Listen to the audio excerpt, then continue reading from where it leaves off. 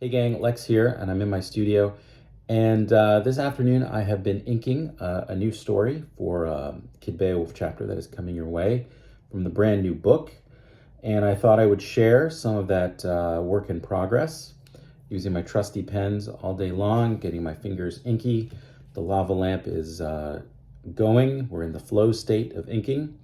So let's take a look at that new story. So the new short story that I'm working on is actually the beginning chapter of Book 5, The Odyssey, and it takes place shortly thereafter the events of Book 4, The Tarpeian Rock. Now, if you guys remember the end of that story, Beowulf and Grendel, there was a big confrontation between them and some gladiators in the arena.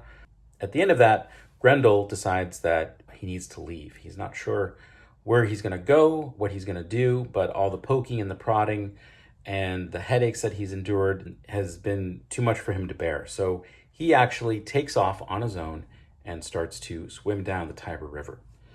Beowulf, of course, is shocked and desperate to try and find his brother. So he, with the help of Hama and the magic sword Nagling, hop a boat and go after them. And this story opens up shortly thereafter.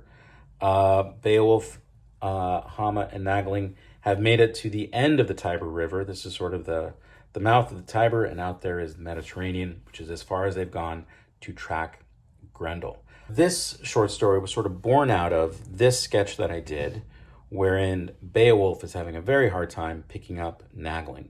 And for the longest time, Nagling was the magic sword that has been bequeathed to Beowulf. But in Book 4, actually at the end of Booty's Bounty, if you remember, the bounty hunters take Nagling, toss it away, and from that moment on, Beowulf is separated from Nagling. And much of the events of Book 4 find Hama the pig trying to find Nagling. And in so doing, perhaps he has become Nagling's new owner. We're not really sure. But that's kind of one of the ideas I wanted to play around with in this short story. So we open up with them on the beach, and Beowulf is going to go chop some firewood, and of course he grabs his trusty sword to go do that, but he's having a hard time lifting Nagling. For whatever reason, it's stuck in place. He can't lift the sword. He can't move it. And it is slowly revealed to him that for whatever reason, this sword has become entirely too heavy for him to hold on to. So through the course of this story, and I won't give too much away, just want to share with you some of the early pages. You can see Hama lifts it up with ease, hands it off to Beowulf, whump. He gets just weighted down by the heavy sword. So Beowulf, of course, is trying to understand this.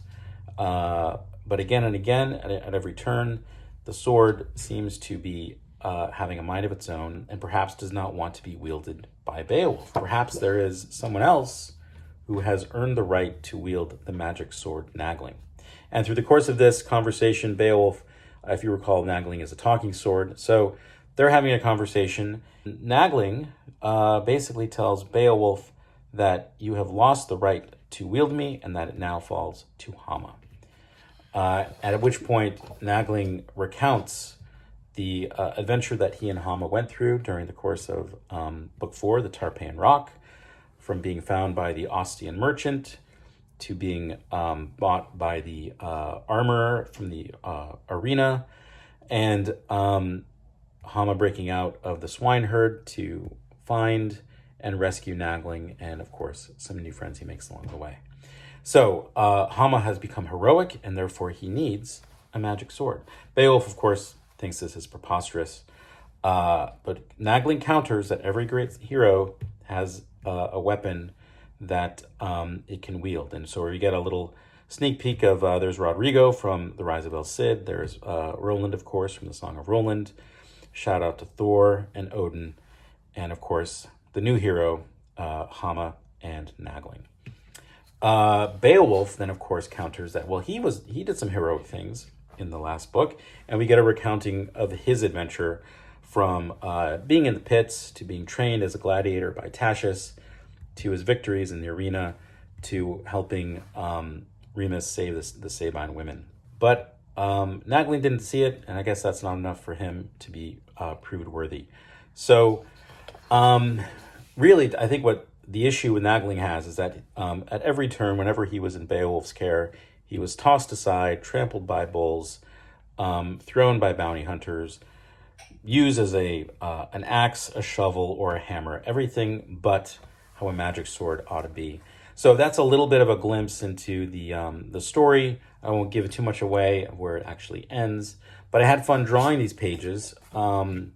It works as a recap for readers who want to get a refresher on where these characters are, and it also delves a little bit into the lore of Nagling and Beowulf, and of course how Nagling is a little bit of an autonomous weapon, and has decided that Hama the Pig will be the one to wield him going forward. So we'll see how this develops in the later chapters of Kid Beowulf: The Odyssey.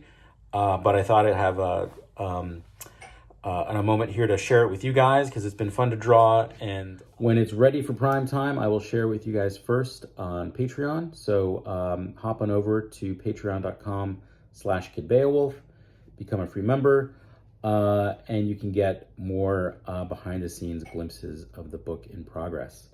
And along with a lot of other great stuff, Hama and Piki strips, any other secret projects that I'm working on, patreon.com, Kid Beowulf is really where you can find all the latest news that's happening right here in the studio. Thanks for watching, and I'll see you guys soon.